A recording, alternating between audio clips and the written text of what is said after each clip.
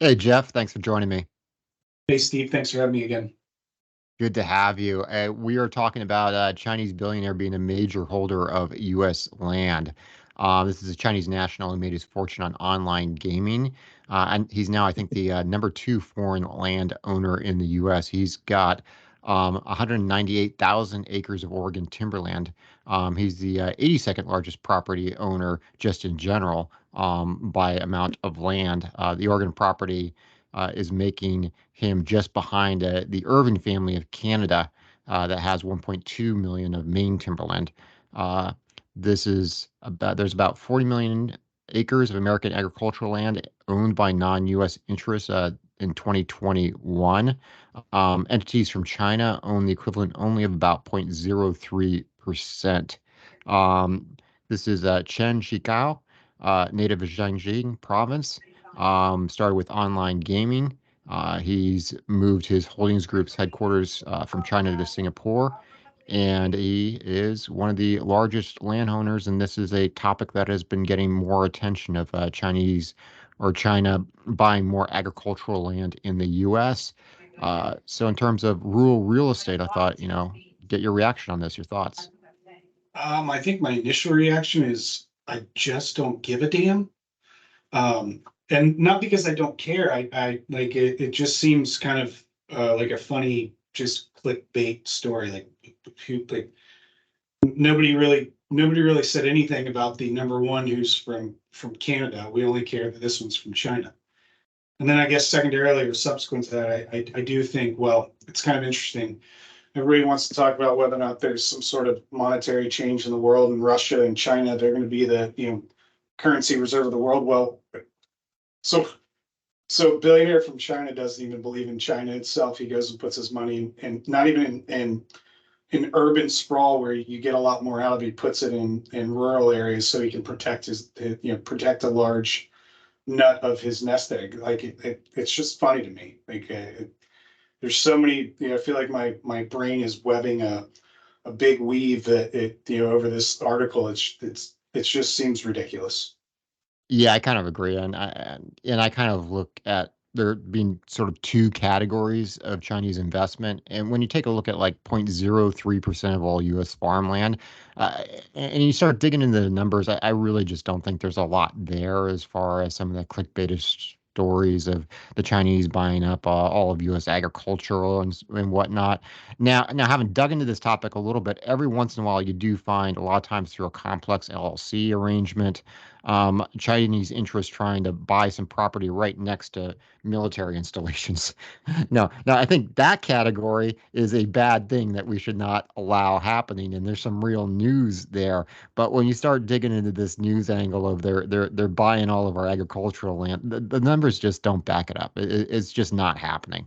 I mean, look, this is maybe we should have done this when Arkansas basically told us that they're going to make China or Chinese owned, to your point, LLCs, corporations, et cetera, sell all of their, their land rights and had to move out of the state, including their operations, within 2 years. Okay, but I don't feel like this is something that Oregon would do either. And I feel like this is just kind of we want to hate on China, so let's go hate on China, and this is a good article for everybody to hate on China, without even really understanding why. Yeah, like I said, I think we both think that this topic is a little just clickbaitish, a little bit just get us attention.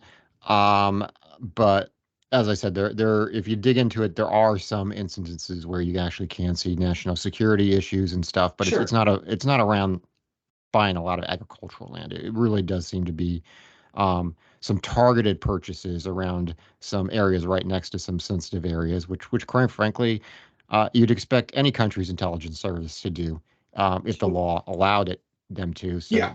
that's probably the thing we need to focus on and not focus so much on timberland or other rural areas, which is just something we're seeing more wealthy investors just diversify their property with multiple segments of Well, look, commercial let's real let's have estate. a real discussion about it. I mean, the truth is this guy elected to invest his money, which was at $198,000 was probably hundreds of millions of dollars. I don't even know the cost.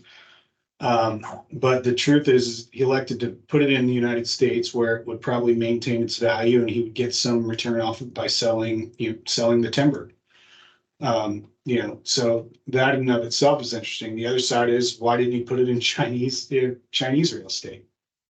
Well, I think there's a lot of different reasons.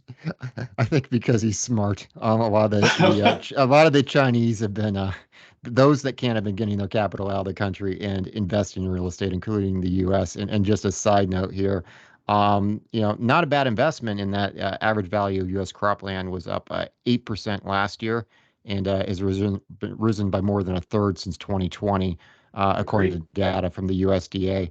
So, I think there is merit to having a diversified portfolio across multiple classes. We talked last week about Japanese investors learning the lessons of just buying trophy properties and now really taking a more diversified approach. Interesting story. A little bit, I think the topic is way more nuanced than the media maybe is presenting it, and good to get your input on things, Jeff.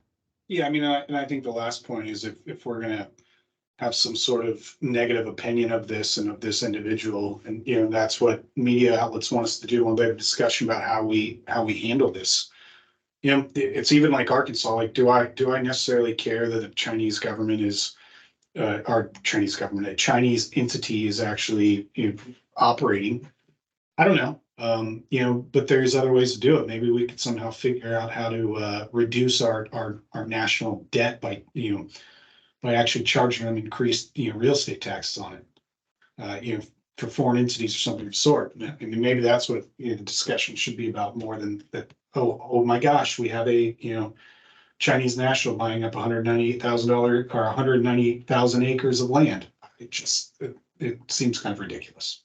Well, like we covered, the Chinese interest amounts to 0.03% of farmland. So that just doesn't seem the issue that some people are trying to make it.